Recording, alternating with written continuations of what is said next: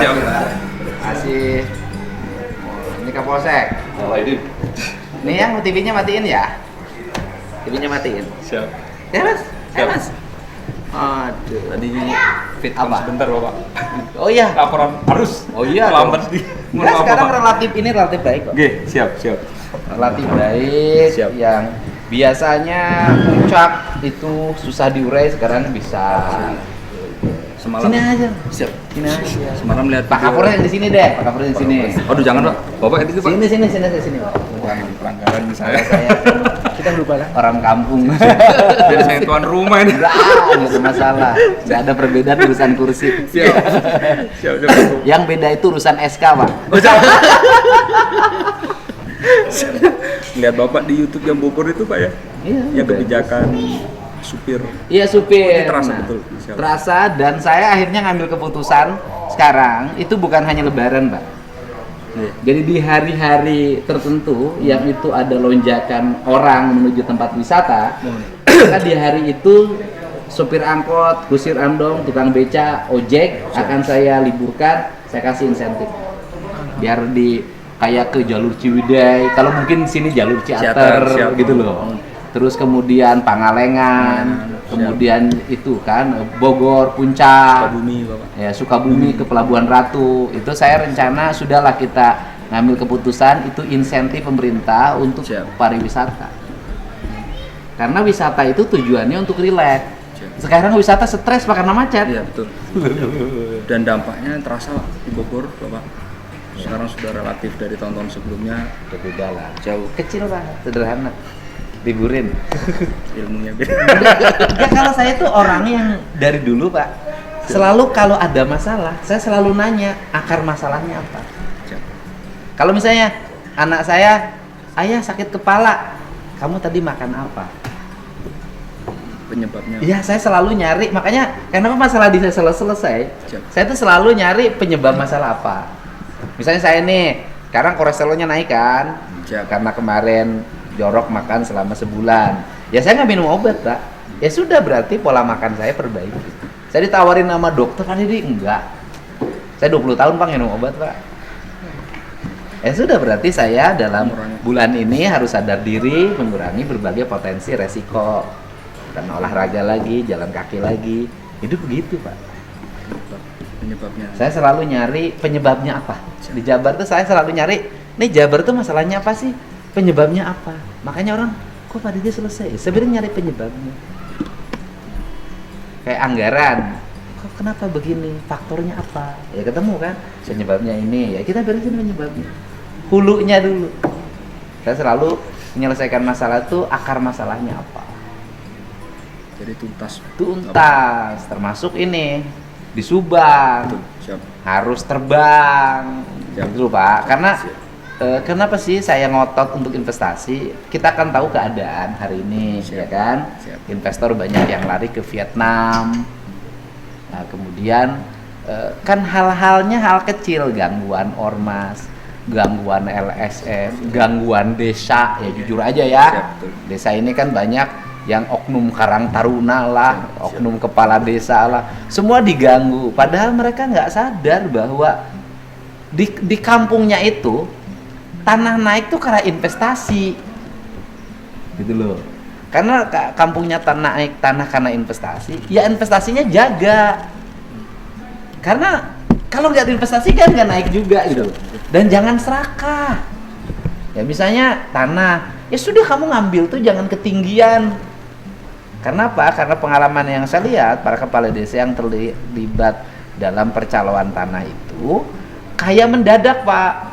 Orang yang belum biasa kaya terus kemudian kaya itu pusing Pak. Kan kepala desa nih, saya banyak lah teman-teman saya kepala desa. Tiba-tiba kan banyak duit, nu kaya nih, beli mobil Alphard, Robicon, mobil truk, elep, bus, 9 kan, tambah istri, ya kan, bangun rumah, habis itu stroke Pak, meninggal, utangnya banyak. Yang saya pengetahuan saya begitu.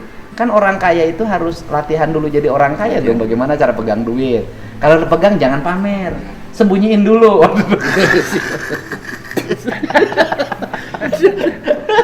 Kalau di kita kan nggak tahan Pak. Siap. Begitu punya duit pengen segera diliatin. Flexing. Udah tenang aja, pakai sepeda aja gitu Siap, loh. betul. Gitu loh. Kalau di kita saya banyak teman saya dulu banyak duit mendadak, wah kelihatan repot. Akhirnya sekarang sengsara, ada 500.000 aja minta ke saya. Itu kan polisi juga ada tahapannya. Siap, mohon Pak. AKP, AKBP, Kombes, Siap. baru kan bintang. Siap. Kalau langsung naik ujung-ujung kan repot. Siap. Iya. Subang saya seneng Pak. Siap. Bekasi yang beraksi, Subang kan. Siap. Kan sekarang tuh yang basic ya Pak. Di Siap. Jabar itu Subang, Kerawang, Bekasi. Yang rawan itu Pak. Siap. Subang, Kerawang, Bekasi, Bogor. Siap. Jabar itu loh yang rawan. Nah, itu. Udah berapa Pak yang tangkep? Siap. Mohon izin menyampaikan Bapak Gubernur, kami selama berdinas di Subang kurang lebih terkait dengan ungkap bentuk-bentuk premanisme ada 6, mulai dari yang di Syariater sudah putusan pengadilan Syariater kenapa terkait itu? dengan ikatan pengelola wisata di sana yang berkonflik dengan pemilik villa. Itu sudah putusan pengadilan tahun kemarin Pak. Kena berapa tahun? Kalau kenanya kalau nggak salah kemarin 3 tahun kalau nggak salah. Lumayan lah. Lumayan, siap. Capek lah. Siap. Jadi di awalnya gimana dia bisa kena? Mengintimidasi masyarakat. Jadi ketika mau menginap, kemudian terjadilah intimidasi baik kepada mungkin masyarakat yang mencari villa ataupun pemilik villa. Diintimidasi, diganggu. Dalam arti ada terjadi pemaksaan untuk kerjasama dengan pihak pengelola ini yang pemilik villa. Oh, pemilik villa ini harus kerjasama dengan dia lah. Dengan pengelola, siap. Kayak broker. Siap. Ya brokernya lokal. Siap. Dan itu berseliweran di situ. Jadi masyarakat tidak bisa langsung direct untuk memanfaatkan fasilitas villa tersebut. Sehingga dikuasai oleh. Kalau ada yang mungkin kan suka ada tuh di charter. Siap. Pila. Siap. Nasi ini teh jadi broker. Siap. Jadi bukan murni dari orang pemilik villa, namun dijadikan satu dari broker tersebut, sehingga beberapa pemilik villa pun merasa tidak nyaman dengan. Jadi harus melalui dia dulu. Siap. Kalau masuk melalui dia baru ditempatin. Siap. Baru nanti dibantu untuk mencarikan pelanggan. Iya, artinya kan tidak bisa saya langsung datang Tidak ke villa bisa. itu. Siap. Harus ke sini dulu. Siap, betul. Resepsionisnya. Betul. Nah, nanti dia diaturin. Diaturin. Hotel ini. Betul, siap. Iya. Karena tidak semua pemilik villa merasa nyaman, Pak. Siap. Memang resiko terjadinya premanisme ada, walaupun tidak semua. Oh, jadi setiap tamunya nanti bayar ke dia. Siap, ada perjanjian kesepakatan di antara Kayak calo lah. Siap. Mobil Bandung Sama, seperti itu. Sama. gitu kan, naik Melalui berangkat. siap. Nah, itu berapa orang? Kemarin diamankan 2 orang. 2 orang. Bu. Diamankan Pak, ditangkap. Maksudnya kita amankan, kemudian kita proses. Diamankan Pak, ditangkap. Diamankan dahulu. Oh, kami tidak melakukan penangkapan. Siap. Kami hanya mengamankan. Sudah terus kemudian internal ormas kalau itu Pak, Gub tahun kemarin. Kemudian yang terbaru-baru ini ya terkait dengan praktek premanisme yang di Surya Cipta yang melalui dengan di Surya Cipta itu premanismenya apa sih yang ditangkap itu? Memang kalau yang di Surya Cipta itu modus operandinya ada yang seakan-akan menjual aqua, kemudian dengan harga yang tidak wajar.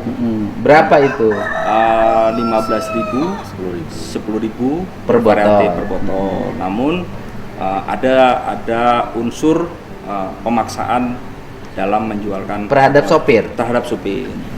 Ya seperti yang sering curhat ke saya tuh sopir. Siap, betul Aku. Itu di desa mana? Di Cipendei. Oh, di Cipendei. Nah, itu bedanya Bapak sama saya. Siap. Bapak nggak bisa bilang Cipendei. Oh, siap.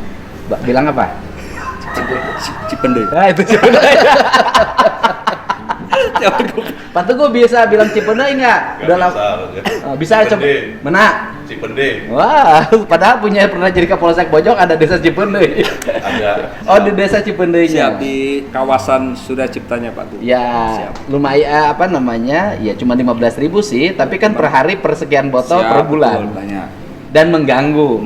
Yang Terganggunya sopir. Sopir. Sopir tuh 15.000 tuh yang dibawa ke rumah. Ya, 15.000. Ya 15.000 itu yang dibawa ke rumah. Bawa ke rumah, siap. Sekarang harus dikasih sama Siap, mereka. betul. Itu sopir yang ngangkut tanah urukan, pasir. Ya, Ada yang- segala bentuk keluar masuk terkait dengan proyek yang Ke mobil, Suracita. ke proyeknya itu. Siap, betul, Pak. Proyeknya di desa mana sih? Yang dimasuk kawasan Suracita semua, Pak. Oh. Siap. Cuma karena kawasannya luas, Desanya ada Wantilan, Siap, Wantilan. ada Cipendei, Siap. ada Lengkong. Siap. Itu daerah situ ya. Jadi daerah situ dulu kan daerah yang biasa saja, Biasa, kebun siap. karet, kebun rambutan. Siap. Hari ini udah metrodolar. Harga Siap. tanahnya udah terbang. sudah jauh. Jauh. Gitu. Siap. Yang jual tanahnya biasa saja, yang kayaknya calo tanah. Kalau sama yang kemarin yang lumayan agak besar, Itu berapa orang ditangkap? kalau kalau yang penjual aqua 2, Aku. Kemudian ada yang Penjual air mineral. air mineral itu 2.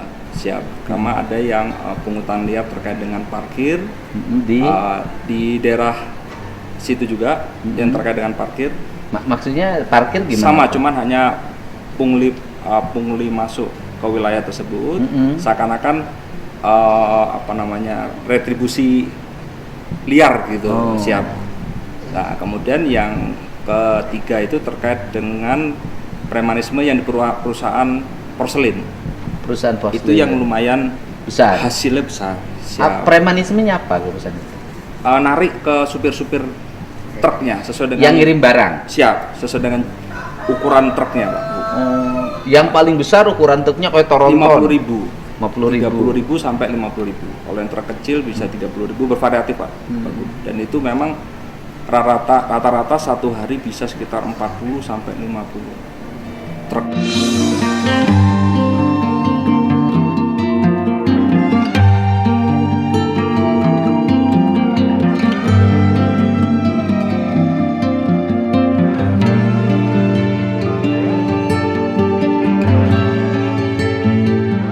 Truk kali 50.000, Siap. 2 juta sehari. Siap, Lumayan lah. siap. Itu lumayan. Itu anak-anak di situ. Karang Taruna Karang Taruna. termasuk ketua Karang Taruna, anggota dan bendaranya yang kita amankan ada 6 orang ya, ada 6 orang. Jadi 1 ketua, 4 anggota Karang Taruna dan 1 bendara. Baru kita amankan kalau yang 1, Pak. Kita tangkap. Tertangkap. Terus yang lain belum ada lagi? 3 itu yang terkait dengan pungli di perusahaan-perusahaan. Namun yang baru beberapa hari kemarin yang kami laporkan ke Pak Gub juga terkait dengan premanisme yang di Pasar Pujasera, Pak Gub, yang sempat viral. Sehingga kami sudah instruksikan kepada jajaran Pak Gub karena sudah dengan petunjuk pimpinan kami untuk tidak anti kritik dan cepat merespon segala bentuk laporan dari masyarakat. Alhamdulillah jajaran Satreskrim kami tidak sampai 1 hari kita amankan pelaku yang penganiayaan di Penganiayaan. Ibu Itu Jasa. awalnya apa sih awalnya?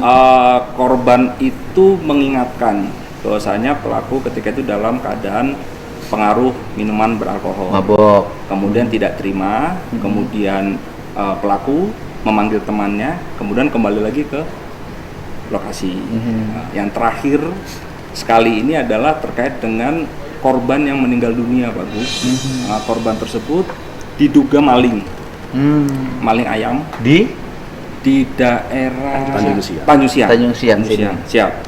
Jadi ditemukan 4 ayam, jadi dua tempat, 2 karung, diduga. Kemudian langsung masyarakat Gebukin. ikut main hakim sendiri, akhirnya langsung meninggal di tempat karena perbuatan itu memang sudah sangat tidak manusiawi. Namun karena memang harus kami memastikan kepastian hukum pada masyarakat, sehingga pada malam itu juga langsung kami amankan, Pak. Ada 7 orang ya. Maling ayam, yang maling ayamnya siapa? Meninggal. Maling ayam bukan masyarakat itu, maling ayamnya itu yang pencurinya itu yang Ya orang meninggal. mana? Pencurinya Orang setempat. tapi kan bukan asli desa. Masih ada yang nyuri ayam zaman sekarang? Masih. Kan itu mah kejahatan tahun 80. Betul, Pak. Masa masih nyuri ayam sih gitu loh. Masuk ke Kenapa nggak nyuri saham gitu? Di Ilmunya perusahaan belum cukup. kandang ayam, perusahaan kandang ayam, Pak Gubernur. Oh, kandang ayamnya kandang ayam perusahaan. Bukan orang per orang. Bukan orang per orang. Pabrikan. Pabrik. Kok bisa digebukin masyarakat? Jadi mohon izin Pak Kapolres, kami menambahkan Artinya pada saat itu, malam itu dia masuk ke dalam. Memang udah sering kali terjadi bahwa dia melakukan pencurian di satu kandang tersebut. Nah, ketika habis Lebaran dia masuk ke situ, kebetulan memang di tempat tersebut ketahuan. Pada saat itu BB yang ditemukan adalah pada saat dikepergok sama penjaganya adalah 2 karung berisi 4 ayam. Saat itu kemudian ditarik ke penjagaan, di penjagaan tersebut di tempat pos jaga dianiaya di situ. Oleh siapa? Oleh para penjaganya. Bukan oleh warga kan? Bukan oleh warga, penjaganya. Kemudian, oleh security-nya? Oleh security sama karyawan. Kebetulan karyawan tersebut rekrutmennya dari warga sekitar, sehingga dari penjaga tersebut meminta juga warga sekitar karena teriakan-teriakan maling seperti itu, makanya warga tersebut datang. Kemudian ada salah satu dari penjaga tersebut yang membawa senapan angin, ditembak kakinya, kemudian dipukulin, kemudian diseret ke kantor desa, kemudian di kantor desa tersebut ditelanjangi, dianiaya tersebut. Wah, itu keterlaluan. Sehingga meninggal dunia.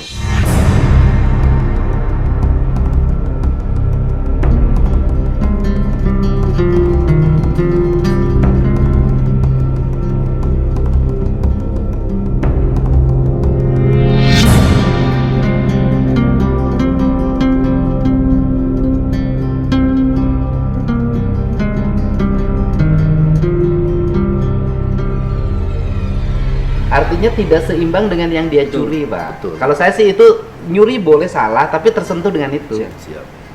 Kalau kan nyurinya juga amatiran menurut saya. Betul.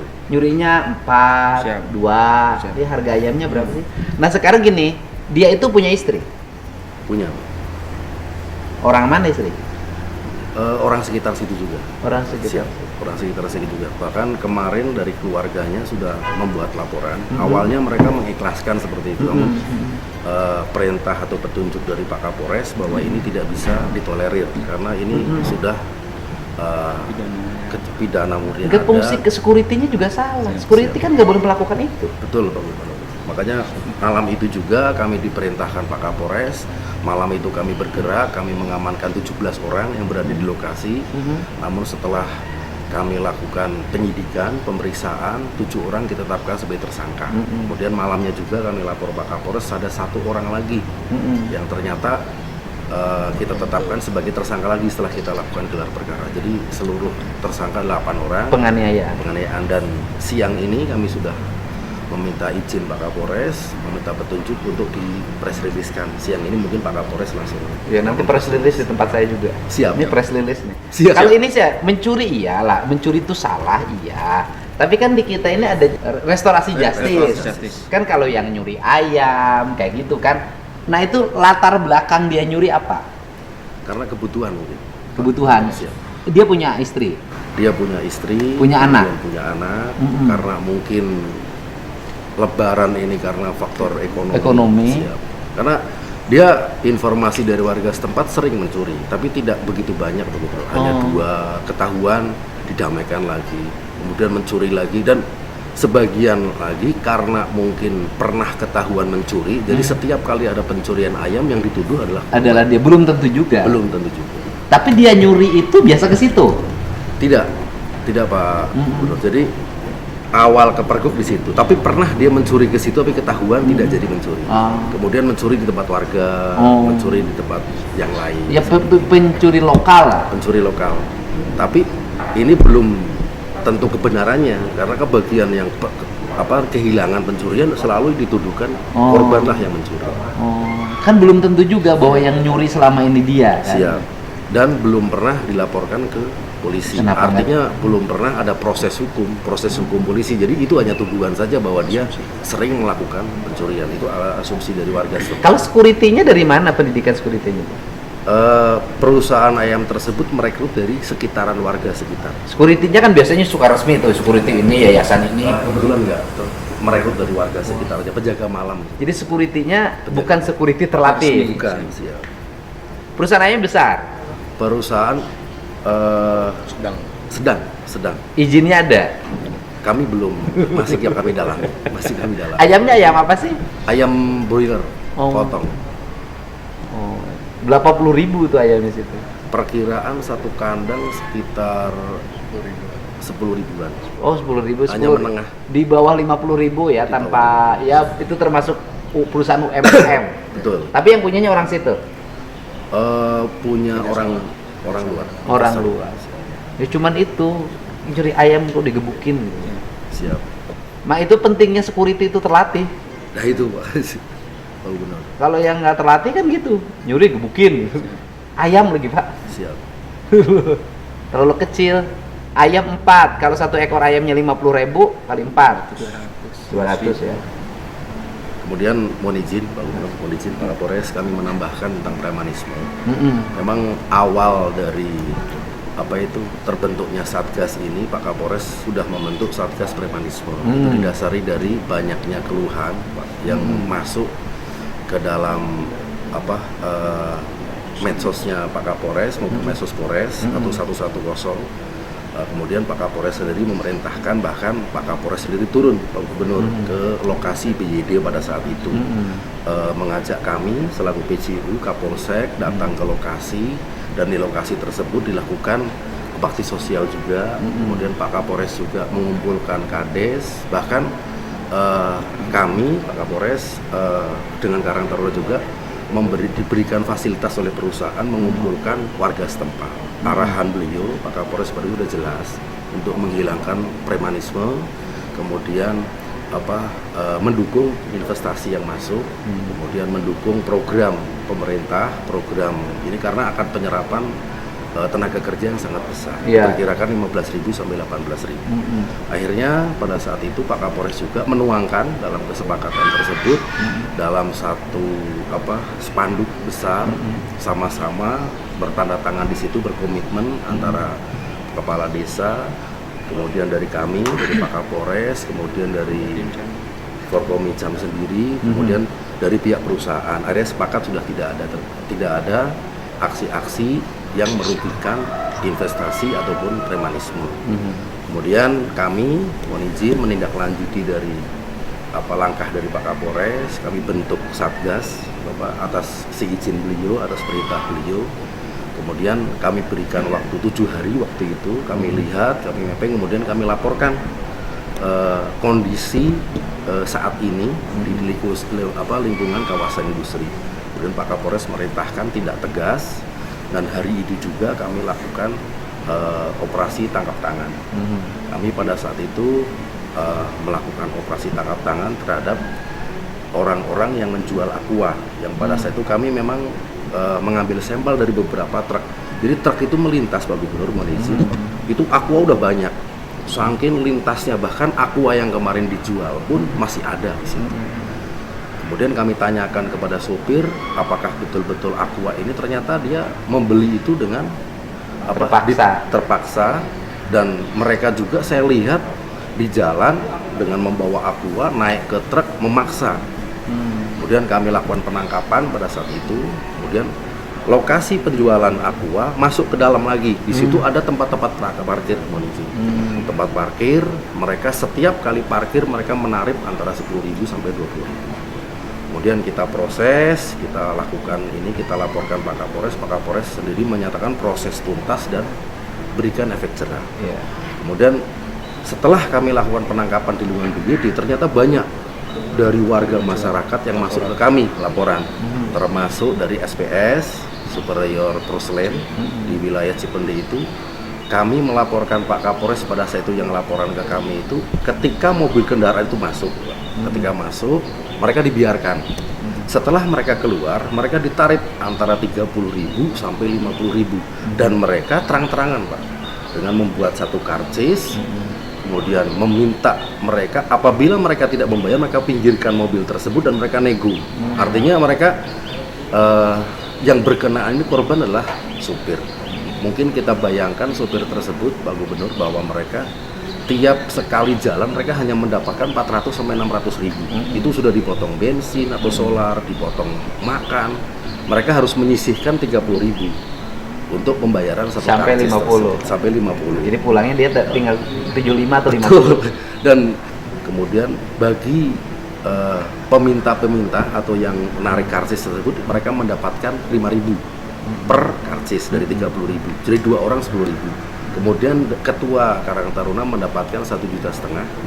Kemudian dari bendahara mendapatkan 1,2 juta. Sisanya mereka ada berkedok untuk pengajian, berkedok untuk lain-lain, sehingga kami lakukan pada saat itu proses hukum tuntas. Kemudian setelah itu kami juga mendapatkan laporan lagi, Pak. Jadi ini banyak ini. Subang ini sangat unik, betul menurut Pak Gubernur tadi. Kandang ayam ini perusahaan ITB. Dia meminta satu panennya, panen itu 30 hari sampai 40 hari. Dalam waktu panen tersebut, pihak warga itu Karang Taruna meminta 10 juta. 10 juta itu diminta untuk 5 juta untuk Forkomindus. Kemudian yang 3 juta itu untuk warga masyarakat. Ternyata masih kurang. Akhirnya mereka berinisiatif untuk menutup 2 juta ini, mereka bikin portal. Jadi kendaraan yang masuk kandang ayam itu bolak-balik dia mintain satu kendaraan 30.000.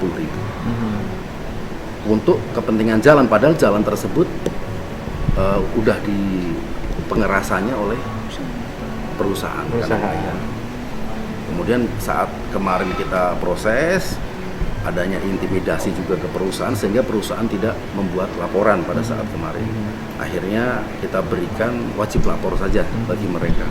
Dan yang paling besar itu menurut saya adalah gangguan terhadap investasi itu di tanah, Pak. Betul. Tanah itu kan begini. Tanah itu kan biasanya mewakilkan ke pihak desa biasanya kan, tapi tidak semua. Kemudian kan si pemilik ini kan tidak bertransaksi langsung, tapi melalui via kan. Di pemiliknya misalnya 300.000 atau 400.000, 500.000, lari ke sini bisa 5 juta betul, atau 2 juta atau 3 juta. Bahkan saya dengar sudah ada yang ingin nawarin 20 juta per meter, saya dengar ya. Itu kan gila, Pak. Artinya saya itu harga tanah 20 juta per meter, 10 juta, 5 juta. Kalau langsung ke pemilik nggak ada problem, artinya pemiliknya yang kaya.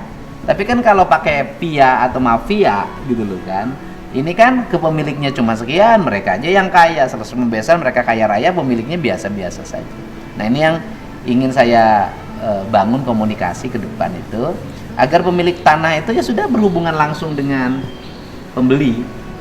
Ya mau transaksi berapa ya terserah lah mereka kan. Saya pikir juga warga tidak akan gila-gilaan, Pak. Kalau tanah kebun rambutan di Cipuneuy yang dulu juga 200.000 nggak ada yang lirik, hari ini beli 500, tinggi. Karena orang Subang tuh beli tanah nggak per meter, sejarahnya juga bata, Pak. Sebata dapat 2 juta itu udah keren, Pak. Sebata 2 juta, 14 meter persegi, Pak. Ya ini ya langkah ke depan, dan saya pikir ini bagus ya. Yang paling utama adalah hari ini dirasakan oleh para kepala desa, para camat, kepala badan dinas, OPD, para bupati, wali kota. Lebarannya sepi, Pak. Yap. Sepi itu nggak ada yang minta THR. Ya. Semua bilang ke saya, Pak, alhamdulillah sekarang tenang. Biasanya saya tiap hari datengin, desa-desa juga sepi. Artinya ada ngepek nih, ya kan? Ada ngepek. Walaupun juga yang lain kepala desanya sepi tidak ada yang minta, ada juga kepala desa di Bogor malah minta. Kayak preman. Dan sepi arus lalu juga, Pak Gubernur. Dan arus lalu. Tapi bukan berarti karena minimnya pertumbuhan ekonomi, karena mungkin kami sangat responsif terhadap pengaturan lalu lintas. Iya, lalu lintasnya tertata. Betul. Sekarang tertata, terencana, dan kemudian bahagia, Pak. Ya kan? Supir angkotnya bahagia, tukang beca bahagia. Kemarin juga katanya ada berapa tuh 7 orang tukang beca nggak kebagian datang ke sini. Ya, mungkin nggak kedata. Ya udah, saya bilang udah beres semuanya. Yang penting bahagia. Ini tugas aparat tuh kayak gini. Mudah-mudahan ya ke depan gubernur, para bupati, wali kota bisa bersama-sama menjaga pertumbuhan ekonomi, menjaga investasi, dan menjaga kebahagiaan warga. Amin. Ya kan? Warganya bahagia tapi aparatnya belum bahagia karena lebaran nggak ketemu keluarga. Siap.